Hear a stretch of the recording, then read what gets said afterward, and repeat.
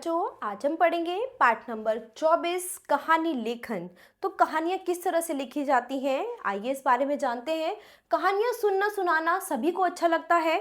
कहानी राजा रानी, परियों की या पशु पक्षियों की हो सकती है। कहानियों से मनोरंजन होता है, साथ ही कई शिक्षाएं भी मिलती हैं। तो कहानियों से मनोरंजन होने के साथ साथ हमें कुछ ना कुछ शिक्षा भी मिलती है। किसी भी कहानी को हम पढ़ेंगे उससे हमें कुछ ना कुछ सीख जरूर मिलती है। तो कहानी लिखते समय निम्नलिखित बातें ध्यान रखनी चाहिए। सबसे पहले कहानी की रूपरेखा बना लेनी चाहिए। दूसरा, कहानी का आरंभ रोचक तथा अंत शिक्षाप्रद होना चाहिए। कहानी का शुरुआत जो है वो हमें मनोरंजक तरीके से करनी चाहिए और उसका अंत कुछ ऐसा करना चाहिए कि जिससे किसी को कुछ शिक्षा मिले। कहानी की भाषा सरल, स्पष्ट और प्रभावमयी होनी चाहिए। कहानी में प्रसंगों और पात्रों की संख्या आवश्यकता अनुसार होनी चाहिए। अनावश्यक विस्तार नहीं होना चाहिए। विचारों और वाक्यों का दोहराव नहीं होना चाहिए। छठा, कहानी सदैव भूतकाल में लिखी जाती है। ठीक है, तो कहानी हमेशा भूतकाल में लिखी जाती है। नीचे दी गई कहानियों को पढ़िए और इसी तरह की अन्य कहानियां लिखने का अभ्यास भी कीजिए। तो एक कहानी हम पढ़ते हैं तो उसके बाद आप अभ्यास में और कोई भी टॉपिक पर आप कहानियां लिखेंगे। ठीक है, तो लालच का फल यहाँ पर एक कहानी है, तो आइए इस कहानी को पढ़ेंगे। एक ईमानदार और परिश्रमी किसान रोज अपने खेत जाता और दिन भर मन लगाकर खेत पर काम करता तथा संध्या को घर लौट आता था।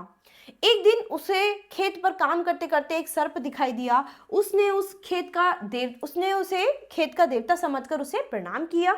उसके सामने दूध का एक कटोरा भरकर रख दिया। सर्प ने दूध पिया और थोड़ी देर बाद सर्प वहां से चला गया। जब किसान ने कटोरा उठाया तो उसमें एक सोने की मुहर देखकर वह बहुत खुश हुआ। किसान का यह कार्य रोज चलने लगा। रोज सर्प वहां आता, किसान उसके सामने पीने के लिए दूध रखता और सर्प उसमें एक सोने की मुहर छोड़ जाता था। एक दिन किसान को किसी दूसरे गांव में काम से जाना पड़ा। किसान ने अपने पुत्र को खेत में जाकर सर्प को दूध पिलाने का कार्य सौंपा और स्वयं दूसरे गांव चला गया। किसान का पुत्र जब सर्प को दूध पिला रहा था तो उसने देखा कि सर्प दूध पीकर उसमें सोने की मुहर डालकर जा रहा है। यह देखकर उसके मन में लालच आ गया। उसने सोचा कि सर्प के पेट में से एक बार में ही सोने की सारी मुहरें निकाल लूं। यह सोचकर उसने पास में पड़े हुए लकड़ी के डंडे को उठाकर जाते हुए सर्प पर जोर से मारा। उसकी चोट से सर्प तो मरा नहीं, किंतु वह क्रोधित हो उठा और पलटकर किसान के पुत्र को डस लिया।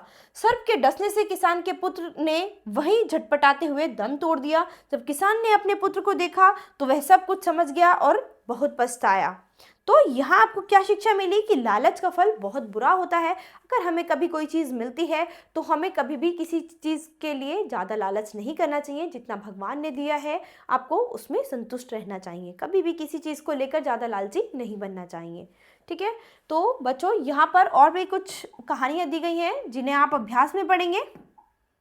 ठीक है, उसके बाद अभ्यास में यहाँ पर कुछ आपके पास चित्र से आधारित कुछ कहानियां दी गई हैं। इन कहानियों को पूरा करेंगे। तो बच्चों, ये पाठ हमारा यहीं खत्म होता है। अब हम अपनी नई क्लास में मिलेंगे अपने नए पाठ के साथ। धन्यवाद।